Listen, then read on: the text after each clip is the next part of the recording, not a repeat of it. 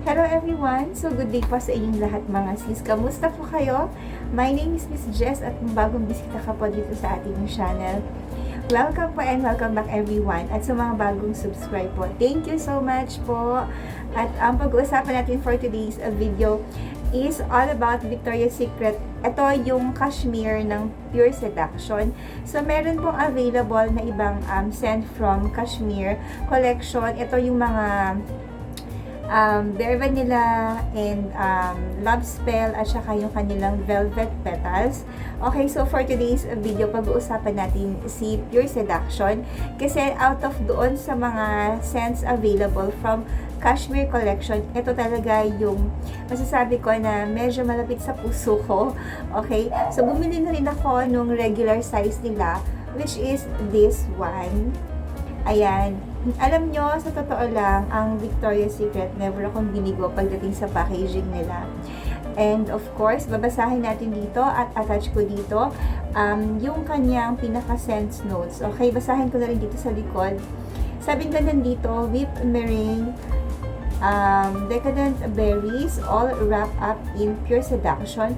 So, ito for me is, kasi nagamit ko na siya, as you can see, meron na pong bawas yan. At isi-share ko sa inyo ngayon yung thoughts ko kasi, di ba, nung mga nakaraan, nagtatry ako ng mga iba't ibang mga scents from Victoria's Secret, also sa Bath and Body Works. Pero, hindi ako masyado dun sa mga bagong release nila. For example, yung mga cashmere or kahit na ano, yung golden version ng Pure Seduction, Bare Vanilla, Velvet Petals, and Love Spell. Hindi ako masyado kumukuha talaga ng mga ganon. So, most of the time, dun ako sa original scents talaga nila. But anyway, ngayon, naghahanap nga ako ng panibagong bibigyan natin ng review at ito nga yung napili ko, which is yung Pure Seduction Cashmere. Okay, so ayun nga, sa packaging niya, very very nice. Alam mo, nakakatuwa dito, ano siya, hindi na siya masyadong bagay dun sa 40 up, yung ganitong mga datingan, di ba? Parang ito, usually yung mga makikita mo dun sa mga younger ones, yung mga bata-bata pa, 20, siguro carry pa hanggang 30, ganun. Pero pag lumagpas ka na ng 30, parang yung ganitong kulay, medyo, wait lang, di ba? But anyway, mga sis, to be honest, so nasubukan ko talaga to. Yung first sniff ko pa lang sa kanya is, love at first sniff talaga, mga sis. Ito, okay, so, spray muna tayo. And nagsispray ako sa damit. Try natin kung magkakaroon ba ng pagkakaiba, of course, kasi sa cup to, tsaka sa damit. Pero alam niyo mga sis, ito is, naaamoy ko dito, siguro sabihin natin 70 to 80% yung original scent ni Pure Seduction. So, nandun talaga siya sa background, mga sis. As in, maaamoy mo talaga si Pure Seduction original. So, kung halimbawang mahilig ka doon sa ganong scent ni Pure Seduction, I think mas magugustuhan mo to. Okay? Bakit? For me, mas creamy yung scent nito. Mas fluffy. Parang mas, yung kasing luma na, I mean, yung original na Pure Seduction, yun kasi is talagang nananapak yung amoy nun. As in, matapang siya. Nananapak talaga yung amoy nun. Kasi pag naamoy mo parang, di ba? But this one, okay, sa cup nito, maaamoy mo pa rin talaga si original Pure Seduction. 70 to 80% katulad ng binanggit ko kanina. Pero ang pinakagusto ko dito is mas toned down siya. Mas mabait yung version nito. Mas hindi to nakaka-migraine or nakakapag-cause ng headache sa atin. Kasi mas fluffy yung scent nito for me. Mas creamy siya, mas mabait siyang scent ni Pure Seduction. Ayun. Okay, sa cup niya, of course, maamoy mo yung plasticky kasi nga nasa cup po siya. So, amoy plastic siya plus Pure Seduction plus, alam mo yung yung parang amoy cake siya. Ganon yung type nito. Sweet siya, so maaamoy mo yung berry. So, kung familiar ka dun sa amoy na cake na berry scent, ito yung eksaktong madedefine ko about this one, magiging definition ko about this. Okay? So, sa damit mga sis, actually sa damit, mas ano siya, syempre magkaiba yon mga sis. Mas dikit yung amoy niya. So, mas creamy pagdating sa mga damit. Pero ito, nasubukan ko na siyang spray talaga mga sis sa skin. Okay, sa pag-spray natin sa skin, mga sis, mas mabango siya sa skin, okay? So, ito nga sabi nila, sa kahit na anong mga body scents or body mist or kahit na anong perfume, magdidepende pa rin talaga yung sa body chemistry natin. And so, for this one, mas nagustuhan ko siya sa skin. Pero, mga sis, hindi ko ito masyadong marirecommend na mag-spray ka as in all over your body kasi kapag too much yung pagsaspray natin, sabihin natin nga 5 or more sprays, masakit na siya sa ulo.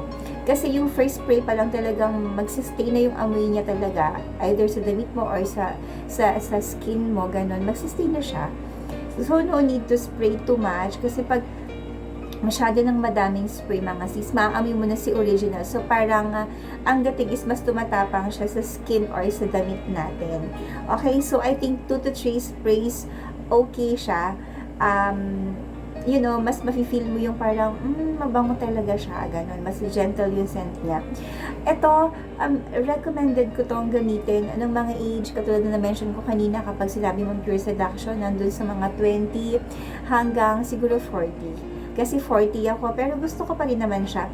Yung iba kasi mga kakilala ko, mga kaibigan ko, or siguro, isa sa inyo, hindi nyo masyadong ma-appreciate yung mga sweet type of scent. Ito kasi fruity siya. Fruity type of scent siya. So, kung hindi ka masyado dun sa ganun na parang, ito yung body mist na actually maaamoy ka agad ng ibang tao o yung mga katabi mo. Pero if you think na medyo hindi mahilig sa mga ganito yung katabi nyo or sa mga friends nyo and sa mga asawa nyo, siguro 1 to 2 spray enough na yon. So ito, pwede itong gamitin. I think okay naman siya during daytime gamitin. For me, daytime gamitin kasi most of the time ginagamit ko siya ng daytime. Mas sexy siyang gamitin during nighttime. So, ito is pwedeng gamitin during daytime or nighttime. Pero kung gusto mo ng pang day to medyo seductive, di ba kasi ang pure seduction is parang more of a seductive na amoy. Kapag ito yung inispray mo, sa totoo lang, maraming lalaki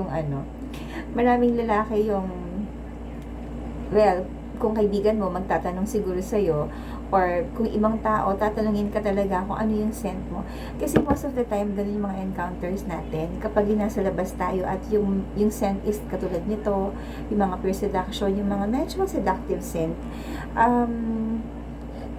pansinin yung scent niya. Okay, so pansinin siya, hindi siya yung scent na parang wala lang, diba? Ito yung scent na pansinin talaga. If gusto mo talaga nung gano'n na medyo pagdaan mo mapapansin ka ng ibang tao, then ito yun, pwede mong gamitin pure seduction. Pwede siyang gamitin during nighttime kapag may mga events or may mga pupuntahan tayong birthday parties or mga weddings, ganun. Okay na okay din si pure seduction. Yun nga lang, dahil for me, medyo pansinin yung amoy nito. Syempre, kapag kasama, may ibang kasamang partner yung makaka-appreciate ng amoy mo, di ba? Parang maiinis sa'yo. Ganun, kasi nga mabango siya. Okay? So, mas gusto ko si Pure Seduction, Cashmere, kesa kay original na Pure Seduction. Kung i-rate ko siya, 10 yung pinakamataas, nandun tayo sa 10. Kasi, okay naman siya, hindi naman siya masakit sa ilaw, hindi rin siya masakit sa ulo. Hindi rin natitrigger yung migraine ko dito. Plus, na-appreciate siya ng ibang tao. And gusto ko yung amoy niya. But of course, ito is para doon sa mga fruity, sweet lovers dyan. Kasi, syempre, kapag gusto mo yung mga parang, yung clean, fresh type of scent, comment nyo dyan sa baba kung gusto nyo gawa ko ng review. But if gusto mo yung mga ganitong scent na para medyo pansinin yung scent, avail mo. At kung makakakita ka ng Pure Seduction Cashmere sa online world ngayon, dito sa Pilipinas, I think worth it siyang i-grab. Pwede siyang i-blind buy for me. Oo. Kasi hindi naman talaga siya yung mabaho or what talagang nasa sa'yo lang yun kung ano yung mga type of scent mo. Pero for me, pwede siyang i-blind buy. Katulad ng ginawa ko, blind buy lang naman siya.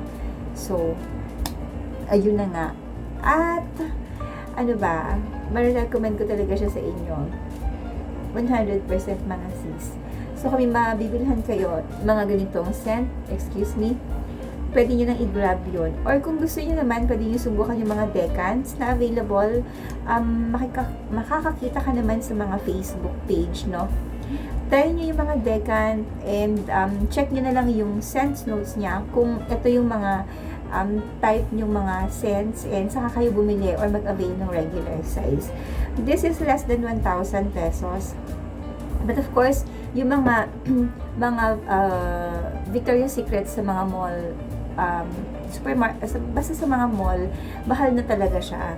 Okay? Pero if gusto niyo makabili ng mga mas mura na ng mga body mist ganyan, you can comment dyan sa baba at pwede ko i-share sa inyo kung saan ako nakakabili ng mga murang body mist. Okay, so yun na lang muna for today. If may mga gusto kayong body mist or body scents na gawa natin ng review sa age 40, baka may mga gusto kayong gawa natin ng review, yung mga perfume na kaya lang sa budget natin at makakakuha tayo ng mga decant. Bakit hindi, di ba mga sis? Ayan siya. At ipapakita ko sa inyo mga sis ito. Ito is yung ating, Berry Santal. This is from Victoria's Secret. As you can see, very nice din yung packaging nito. At ako is talagang kapag ganito yung mga packaging, minsan kahit hindi ko kailangan bumili, talagang bibili ako. Konting-konti na lang siya. Ayan na siya. At talagang inuubos ko na lang. Kung i-compare mo, yung longevity pala before ko makalimutan mga sis, same na same lang siya. Ito naglalast siya sa akin up to 8 hours. Talaga, literal. And this one, I think, mas sweet kasi yung nito yung pinaka, kapag kapag nag-dry down na siya, super, super sweet. Pero kapag unang spray mo sa kanya, ito yung scent na parang medyo off kasi para siyang syrup. Ganun yung amoy niya. Pero kapag nag-dry down na to, sobrang bango nito. So, kung makakakita rin kayo ng Berry Santal, ito is recommended ko rin sa inyo to mga sis. Nagawan ko na rin yan ng ibang separate video and you can check dito kapag subscribe kayo sa channel ko. Pwede ka mag-scroll ng mga videos ko at nagawan ko na ng review to. Ayan siya. At, ayun. Okay? Para at least mapanood nyo yung full video nito. So, ayun na lang muna for today. Nako mga sis of Victoria's Secret, grab nyo to kasi worth it naman silang bilhin mga sis. Ayun na lang muna po and thank you so much for watching. You can comment dyan sa baba yung mga request nyo pa. At thank you muna for today's video. God bless po. Bye!